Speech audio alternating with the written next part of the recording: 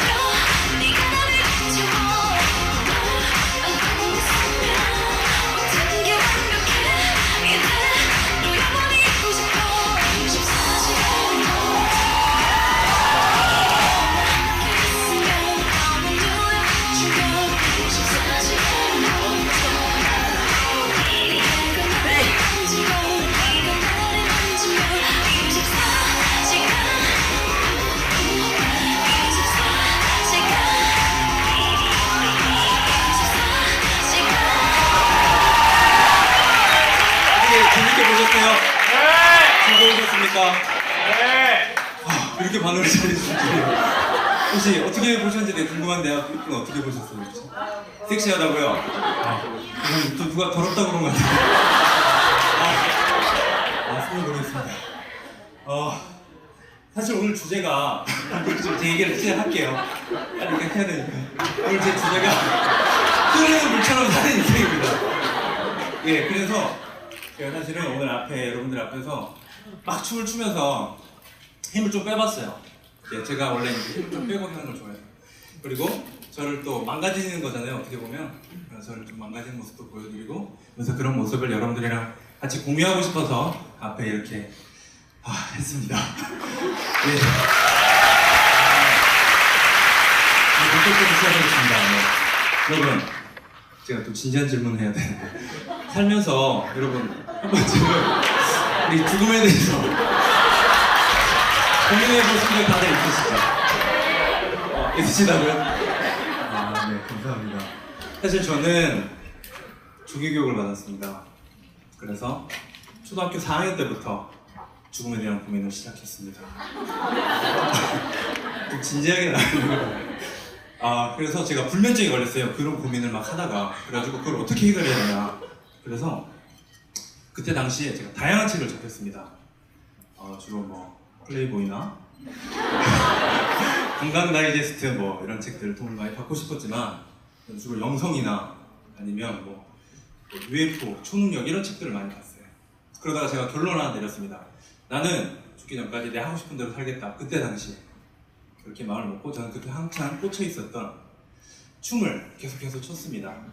그래서 예, 고등학교 3학년 때도 계속 췄어요. 그때까지. 그러면서 저는 부산에 있는 전국 뭐 그런 온갖 댄스 대회를 다 섭렵을 하면서 다녔습니다. 여기 보시면 인상 강하신 분 있으시죠? 지금 살이 많이 쪘습니다. 지금도 춤을 계속 추고 있고요. 어쨌든 그런데 제가 저렇게 하면서도 그 뭐냐 여러분이 너무 잘 웃어주셔가지고 제가 죄송해요.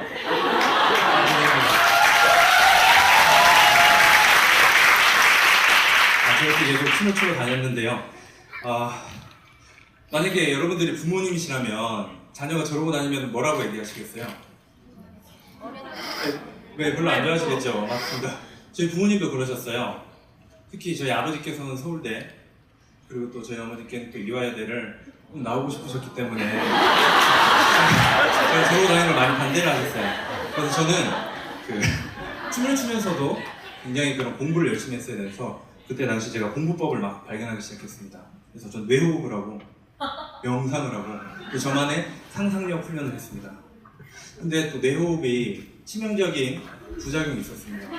제 머리를 한번 봐주십시오. 머리가 좀 커져버렸습니다. 저는 그런 부작용을 듣고 이제 반전이 나옵니다. 부작용을 듣고 서울에 있는 연세대학교에 입학을 했습니다.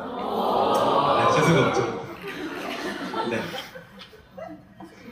여러분 혹시 기장이라는 동네 아세요? 네. 아세요?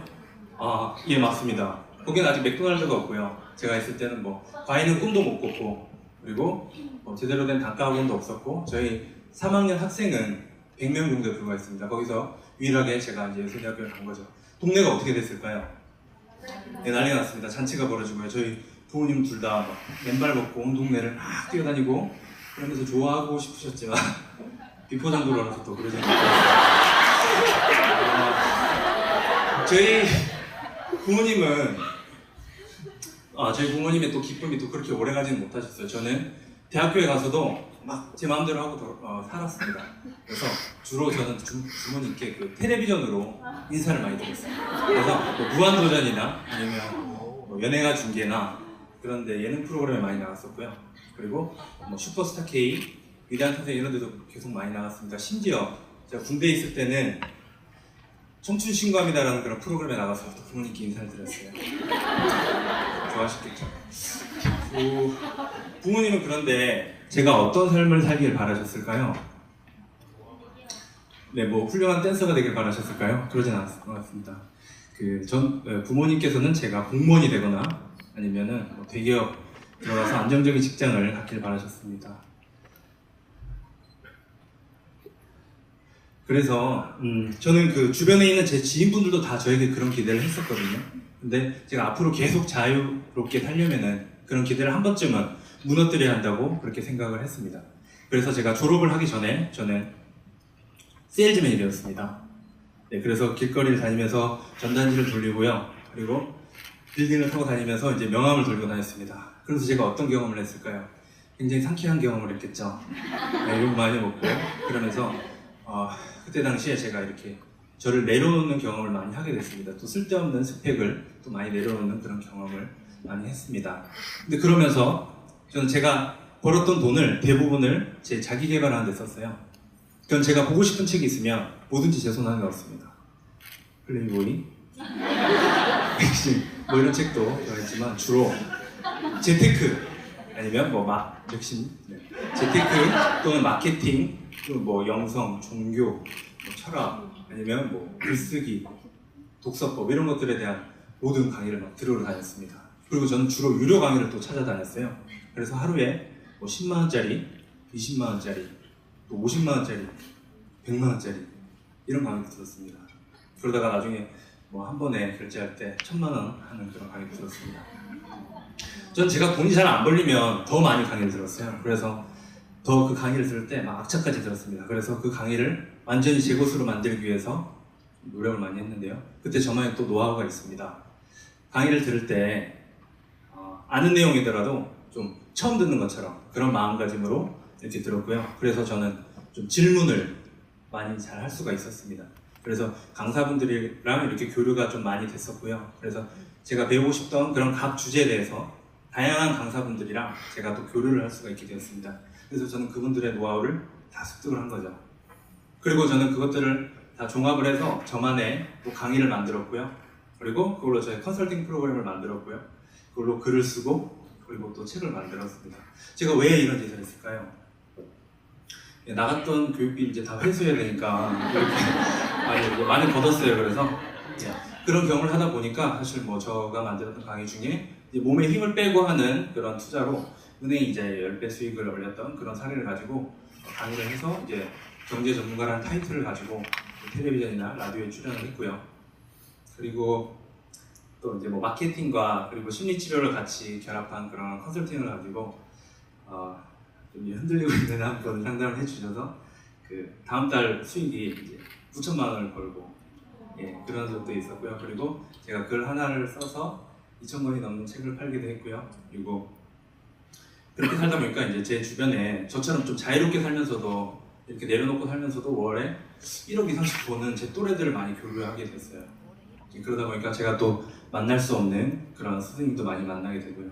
근데 제가 앞서 말씀드렸던 그런 경험들이 없었으면은 이런 것들이 저는 불가능했다고 이렇게 생각을 합니다. 그래서 간단하게 정리를 한번 드릴게요. 앞에 말씀드렸던 거. 제가 처음에 말씀드렸던 게 이제 춤을 추면서 여러분들이 많이 좋아해 주셨는데 힘 빼고 망가지는 거 그런 거에 대한 좀 여유가 좀 있고요. 그리고 두 번째로는 제가 뭐 여기저기 돌아다니면서 이렇게 자존심을 내려놓는 그런 경험했던 거. 그리고 세 번째는 이제 뭔가를 배울 때 아무것도 모른다 생각하고 배우는 거. 이것에 대해서 이제 정리를 해드렸고요. 근데 주변에 보시면 뭐 나를 내려놓거나 아니면 마음을 비우거나 이런 얘기 뭐 좋다고 많이 말씀하시잖아요. 근데 실제로 그것을 뭐 더 빨리 이룰 수 있는 방법에 대해서는 잘 알려지지 않은 것 같아서 제가 이제 배운 것들에 대해서 좀 약간 정리된 것 중에 쉬운 거 오늘 2가지 팁을 알려드리도록 하겠습니다. 첫 번째는요. 여러분 혹시 호흡을 하실 때 의식적으로 하시나요? 아니면 무의식적으로 하시나요? 무의식적이요? 네, 맞습니다. 그런데 여러분 보십시오. 호흡을 멈출 수도 있고요. 그리고 또 길게 뱉을 수도 있습니다. 우리 의식적으로도 호흡을 조절이 가능합니다. 그래서 호흡은 무의식적으로도 하고 의식적으로도 합니다. 그래서 무의식에 접근하는 그 유일한 통로가 바로 호흡이라고 합니다. 네, 이제 아셨죠? 그래서 무의식에 어떤 정보가 들어있을까요? 무의식에는 인류가 지금까지 이렇게 살아오면서 쌓여있는 그런 방대한 양의 정보가 들어있다고 합니다. 그래서 그것을 어떻게 개발하느냐에 따라서 아인슈타인과 같은 그런 천재가 될 수도 있는 거죠. 그리고 또 무의식에는 어떤 정보가 들어있을까요? 무의식에는 여러분들이 어렸을 때부터 지속적으로 계속 경험해온 그런 뭐 교육이나 아니면 주변에 접했던 환경 아니면 어렸을 때 받았던 상처 그로부터 인해 파생된 두려움, 공포심, 자존심, 선입견 이런 것들이 정보에 담겨 있습니다. 그래서 우리는 그걸 바탕으로 해서 우리의 행동 반경을 결정합니다. 근데 간혹 무의식에 왜곡된 정보가 들어있을 수도 있잖아요. 근데 그런 것들 때문에 우리가 자기를 잘 내려놓지 못한다고 합니다. 그럴 때는 어떻게 하면 되냐면 아까 앞에 호흡 얘기했는데요. 호흡을 관찰하면서 계속 관찰을 하면은 그 무의식의 정보에 접근을 할 수가 있고 그런 뭐 정보 같은 거에 대해서 인식만 하더라도 이렇게 자기를 잘 내려놓을 수 있다라고 이렇게 말을 하고 있습니다. 그리고 이제 두 번째 말씀드릴 건데요. 아까 진지하게 제가 죽음에 대해서 말씀드렸잖아요. 저는 아직도 죽음을 좀 극복하는 중인 것 같습니다. 제가 뭐 내일 죽을지 일주일 뒤에 죽을지 아무도 모르는 일이잖아요. 그래서 더 두려운 것 같고요. 그런데 제가 생각하기에 제가 지금 이 순간에 만약에 감사하는 마음을 가지고 있거나 사랑을 품고 있다고 하면 언제 죽어도 좀 덜 억울하겠다는 생각이 들었습니다. 그래서 제가 호흡하는 그런 훈련을 할 때마다 항상 호흡에 대해서 감사하는 마음을 가지고 있고요. 그리고 또 불특정 다수에 대해서 이제 사랑하는 마음을 품으면서 그렇게 살고 있습니다. 이것의 효과는 뭐가 있냐면요. 과거에 여러분들이 받았던 그런 상처로부터 한 발 벗어날 수가 있고요. 그리고 미래에 있는 그런 불확실성에 대한 두려움으로부터 또 한 발 떨어져서 현재 지금 이 순간에 집중할 수 있는 그런 에너지를 극대화시켜줍니다. 그리고 하와이 원주민들이 실제로 자기 감정을 내려놓거나 순화시키거나 아니면 병을 치료할 때 쓰는 게 그럴 때 이제 가장 큰 개념이 또 사랑이랑 감사라고 합니다. 저는 이런 것들을 이제 수년 동안 계속 수련을 하고 또 훈련을 하고 있고요. 이런 걸 바탕으로, 이런 마인드를 바탕으로 제 삶에 뭐 창업이나 아니면 마케팅 또는 뭐 인맥이나 아니면 재테크 이런 것에 이제 적용을 하면서 최소한의 노력으로 최대의 효과를 발휘하는 그런 삶을 살고 있습니다. 이제 마무리를 해야 되는데요. 많이 즐거우셨죠? 네. 오늘 제 꿈이 10억 연봉의 가치를 전달하는 그런 사람이 되겠다라고 이렇게 말씀을 드렸습니다. 사실 10억 연봉은요, 상징적인 숫자입니다. 여러분들이 각각이 다 제 생각에는 뭐 10억 연봉을 다 만들어낼 수 있는 그런 잠재력이 있다고 저는 그렇게 믿고 있고요. 저 그런 결과를 봤었고요. 그리고 예전에는 제가 저 혼자 10억 연봉을 만들면 되겠다라고 이렇게 꿈꿨었는데요. 제가 스승님들을 만나고 어떻게 베풀며 사는지를 좀 많이 배우게 돼서 제 주변에 그렇게 그런 정보들, 가치들을 베풀면서 살아야 되겠다고 이렇게 마음을 먹었습니다. 제 주변에 10억 연봉 가진 사람들이 많으면 저한테 좀 떨어지는 게 있지 않겠습니까? 네.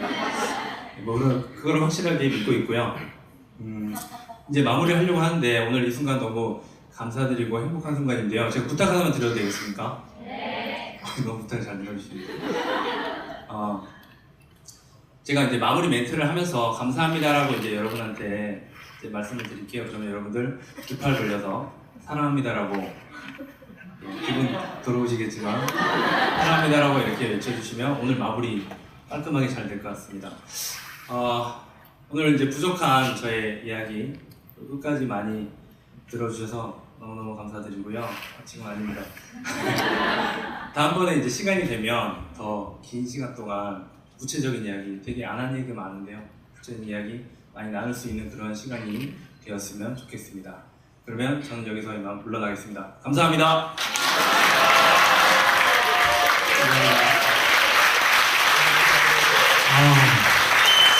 저기 인터뷰는 어설프게 하지 말고요. 이거 하는 거 확실하게 합시다. 다시 한번 감사합니다. 네, 여러분 감사합니다.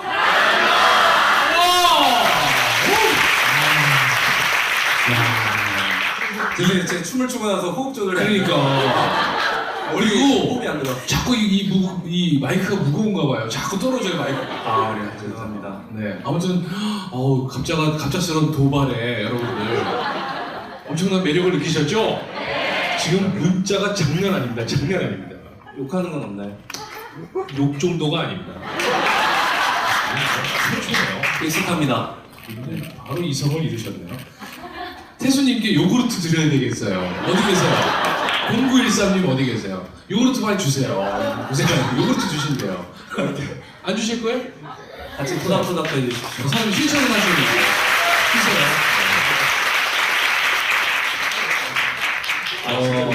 네, 이거 받으세요. 네. 영광입니다. 감사합니다. 이렇게 하시는 거예요. 네, 감사합니다.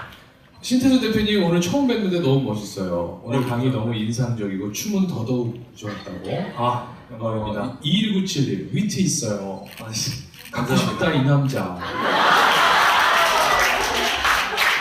그런데 손가락에 있는 커플링이 저리 꺼지라고 번쩍이고 있네요. 예. 결혼했습니다. 네, 결혼했습니다. 제 와이프도 제가 있는 와이프가 누군지 밝히지 않겠습니다. 지금 상당히 기분이 그러시기 때문에. 네. 아내 앞에서도 이렇게 춤 자주 옷을 벗고 많이 춥니다.